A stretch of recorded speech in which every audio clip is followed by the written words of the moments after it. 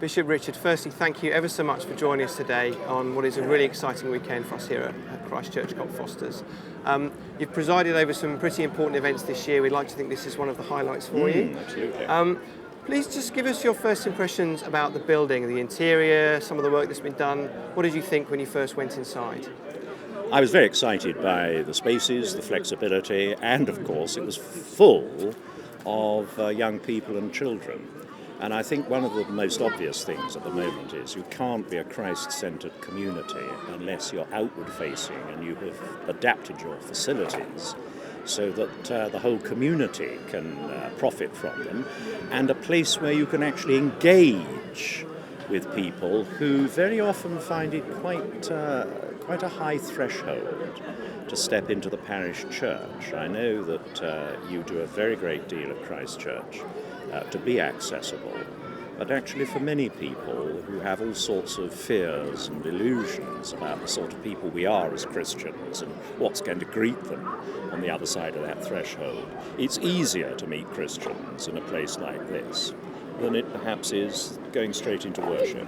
So I'm very excited by this development because it matches a movement that I can see throughout London of recovering, because it's nothing new, recovering the real sense that a Christ-centred community has to be outward-facing. Fantastic. And of course, Bishop of London as you are, how excited do you get by this sort of spirit of rejuvenation and reinvention of what we're able to do with our buildings and with the people in the community around us? I'm kept afloat, really, by the buoyancy of the church in London. Statistics aren't everything, and sometimes are very misleading, but it's undeniable that in 1990, for example, we had 45,000 people who'd taken the trouble to sign a paper to be a member of a church electoral roll in the Diocese of London.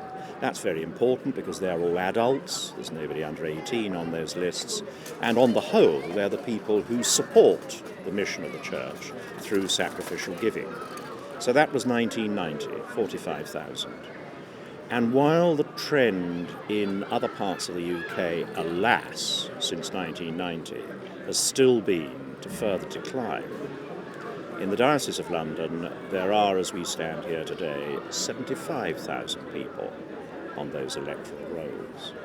And that does represent astonishing imagination and hard work in places like Christchurch Cockfosters, and gives us the kind of base from which we can be adventurous, because it's no good saying, we want to help, if the body is suffering from starvation and is too weak and enfeebled to do anything. But we have a situation now where the church is being remembered by the Spirit of Jesus Christ and by what he said. The church is being remembered, and remembered as a body which is capable of demonstrating his compassion and actually bringing his healing touch in a very straightforward way to some of the neediest communities in our diocese. And of course, I'm under no illusions that a place like Cockfosters, which may to others appear to be a place of considerable prosperity, is nevertheless a place where people feel the fragility of relationships, where marriage is under strain, where there are great challenges about how to bring up the next generation, that neighbourliness is under strain.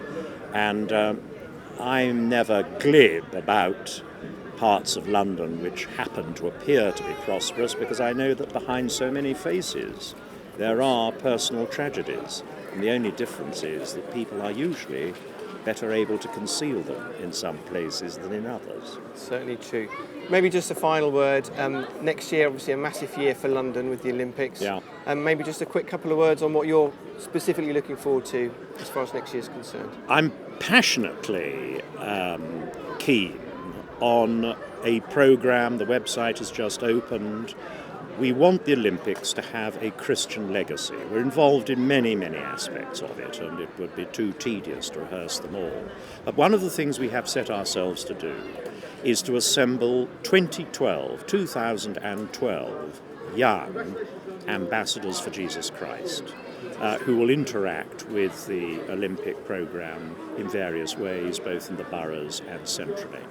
The training of those people is going on apace as we stand here, and I very much hope that Christchurch Cockfosters is already involved and will be involved, because there is a great commissioning service in St Paul's Cathedral in April, and I think this will be one of the most thrilling legacies of the Olympics, that we will have an additional 2,000 young ambassadors who can really give a reason for the faith that is in them.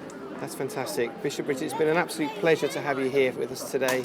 A special day for us, so we really appreciate it. Thanks very much. Great pleasure to meet you as well. Thank you. Yes, they did lend themselves rather well to what you said.